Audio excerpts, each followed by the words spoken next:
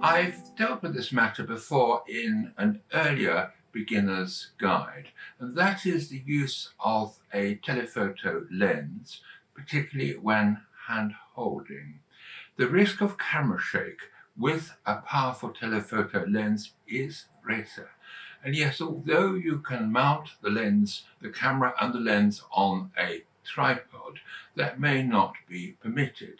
So there are certain things one can observe to avoid camera shake, and there are other matters that the unwary might fall victim of. So let's have a look.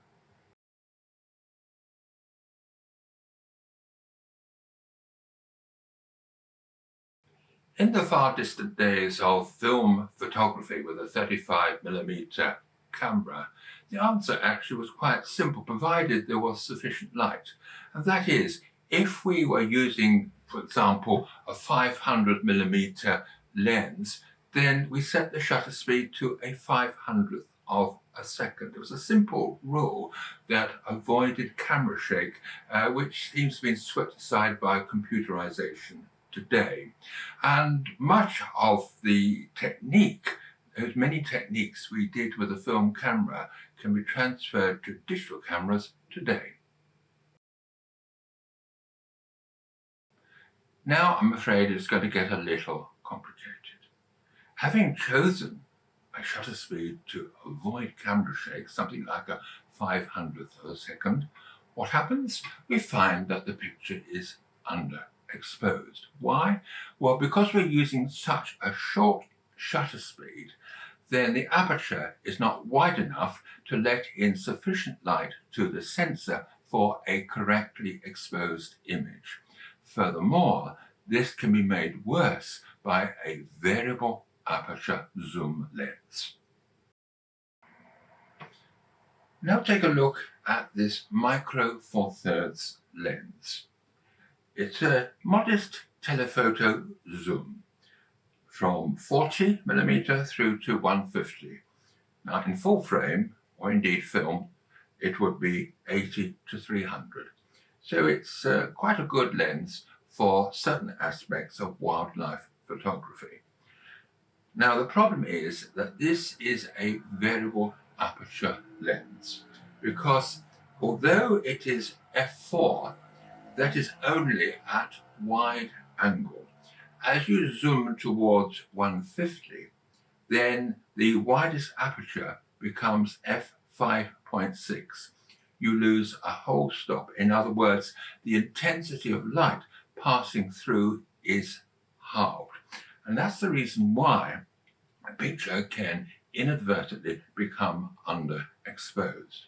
And what I'm showing you here would apply not only to micro four thirds, but full frame cameras as well. You can, of course, get constant aperture zoom lenses, but they are much heavier and bulkier. I've got one on this camera.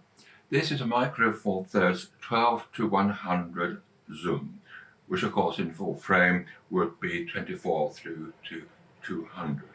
And it certainly is a heavier lens than the one I was showing you at the moment, but it is f4 constant aperture throughout its range, and I find it ideal for landscape photography. You can of course get f2.8 constant aperture zooms for sports photography and specialist areas of wildlife. But by now, the lenses would be huge and the price would have gone through the roof.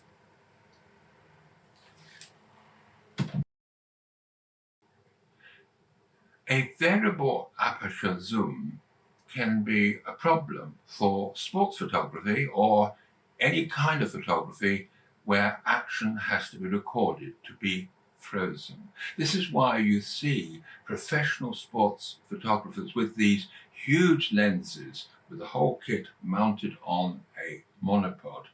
f2.8, maybe even wider, particularly useful if the light is low, where they still need to freeze the action.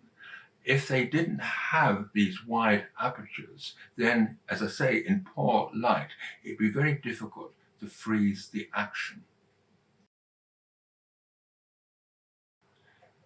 There is, of course, a way out, you may have guessed it already, and that is to increase the ISO. And this you can do with constant aperture lenses as well as variable.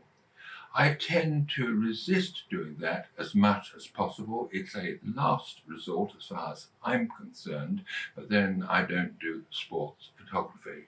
But just a little word of warning, the quality of the camera may be a major factor about raising the ISO. And as I said a moment ago, whatever camera I'm using, this is why I tend to stick to 200 ISO, whatever sort of work I am doing.